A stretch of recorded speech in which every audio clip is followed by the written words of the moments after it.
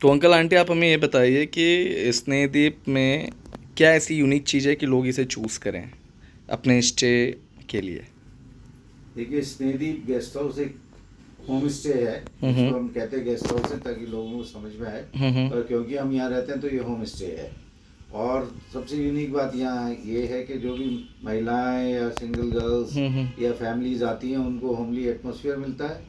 और अगर वो टाइम से ऑर्डर करते हैं तो घरेलू खाना भी मिलता है, जो एक यूनिक चीज़ है। आप घर के बाहर जाके घर का खाना नहीं खा सकते। दूसरा, मेरी पत्नी doctor Smita food and nutrition की एक्सपर्ट हैं, तो वो काफ़ी कंपोज्ड खाना राइट बैलेंस के साथ में बनवाती हैं।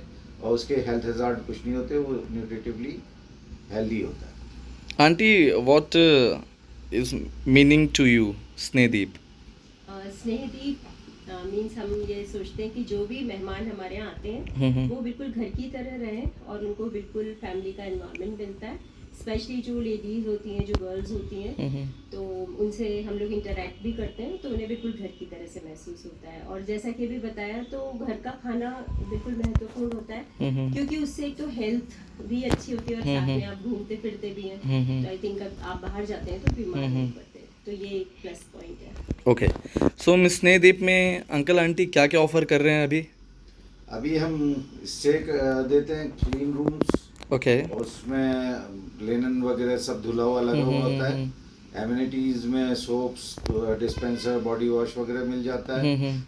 हाई एंड रूम्स में हम टी केटल और वो भी देते हैं।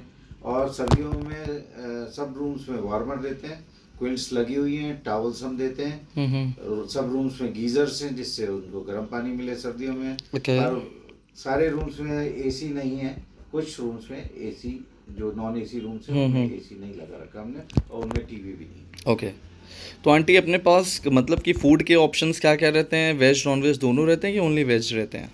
जनरली वेज होता है। ओके। और उसमें घर का जो खाना होता है, हाँ जी, हाँ जी। घर का बना हुआ होता है, तो वो जो ट्रैवल करते हैं उनको अच्छा भी लगता है, हाँ क्योंकि जी। लाइट होता है, बहुत स्पाइसी या बहुत ऑयली नहीं होता है। क्योंकि मुझे लगता है कि थोड़ा सा हेल्थ पे भी ध्यान दिया जाए, तो उनको फ्रेश। अगर हमारे गेस्ट यहाँ पे आके कुकिंग सीखना चाहें, एक्सपीरियंस लेना चाहें तो दे कैन। देखिए, हमने जो स्टेइंग गेस्ट हैं उनके लिए तो मेन्यू बना रखा है, वो उसमें से टाइमली ऑर्डर कर देते हैं, वो मिल ओके। जाता है। ओके। लेकिन अगर कोई लॉन्गर स्टेइंग गेस्ट है या एक दो दिन के लिए भी है और वो रिक्वेस्ट करता है कि मुझे कुकिंग क्लास करनी है, तो मैं अपनी पत्नी से पूछ कर उस क्लास को फिक्स करता हूँ। उनके ऑप्शंस ले लेता हूँ कि वो क्या क्या खाना चाहेंगे, सीखना चाहेंगे, तो जो वो बनाते हैं वही वो बाद में खाते हैं। It's depend on subject to availability. हाँ, हाँ इट जी। Depends on okay. Availability. Okay. Okay, so at the end मैं आप लोगों से ये पूछना चाहूँगा कि आप स्नेहदीप को हमें ऐसा क्या मतलब फ़ील कराना है लोगों को, ऐसा क्या यूनिक वे है जिससे लोग हमारे पास बार बार बार बार आएँ, और एक एक बार नहीं तो जयपुर अगर वो आते हैं तो एक बार तो हमारे पास आना चाहिए। देखिए, एक तो हम शहर से बहुत नज़दीक हैं, जो सिटी वॉल है वो हमसे 500 मीटर दूर है। ओके। सिटी वॉल का सदर्न पार्ट 4 किलोमीटर लंबा है, उस 4 किलोमीटर के एक साइड में हम लोग हैं, और सेंटर हमसे सिर्फ 2 किलोमीटर दूर है, जहाँ अगर आप जाना चाहें तो 10-12 मिनट लगते हैं, और आप देखें तो सारी साइट सीइंग स्पॉट्स हमारे घर से 10 से 20 मिनट की दूरी पर है।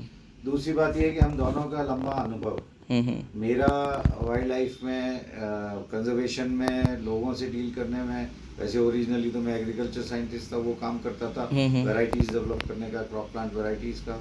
लेकिन वो मैंने छोड़ा, मैं यहाँ आया तो मैंने ये देखा कि ये बड़ा कल्चरली रिच शहर है जयपुर, जिसकी हर गली में, हर उसमें कोई किसी न किसी प्रकार की खास गतिविधि होती है। आप जाएं, खजाने वालों के रास्ता मूर्तियाँ मिलेंगी, पीतल वालों का रास्ता पीतल का काम होगा, कहीं पॉटरी का काम हो रहा है, कहीं चूड़ी घर है, कहीं पन्नीगरों का रास्ता है, कहीं कोई हल्दियों का रास्ता है, वो हल्दिया रहते थे वो लोग। इस तरीके से हर जगह की कोई ना कोई विशिष्ट बात है।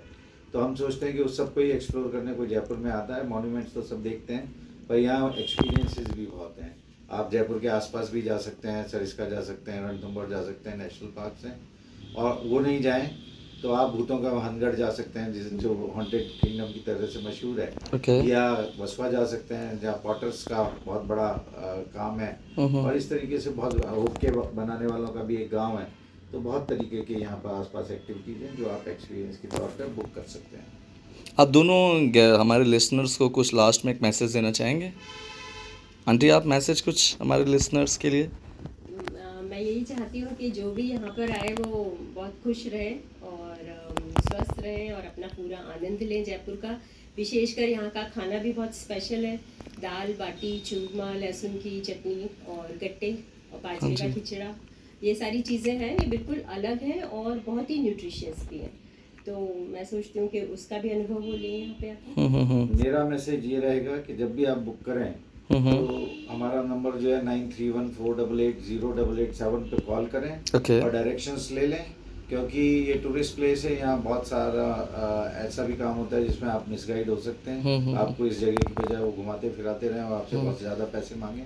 तो आप बुक कर लीजिए या हमें कॉल कर दीजिए, तो उससे आपकी असुविधा कम होगी, क्योंकि हम आगरा और दिल्ली के आने वाले रास्ते के बिल्कुल बिगनिंग पे हैं जयपुर में। तो उन दोनों तरफ से जो भी आदमी आए वो वहाँ ट्रांसपोर्ट नगर पर रुक के एक बार कॉल कर ले, या गेस्ट हाउस नियर मी भी डालेंगे तो आपको दिख जाएगा। तो इससे आपको पहुँचने में आसानी रहेगी। और हम सारे बुकिंग प्लेटफॉर्म्स पर अवेलेबल हैं। हाँ, हम सब OTAs जो हैं मेजर, एयरबीएनबी हो, चाहे booking.com हो, मेक माई ट्रिप हो, या एक्सपीडिया, या इस तरीके के जितने भी अगोडा है, इन सब पे मौजूद हैं हमारी प्रेजेंस। तो आप वहाँ से भी बुक कर सकते हैं। Okay, thank you uncle, thanks.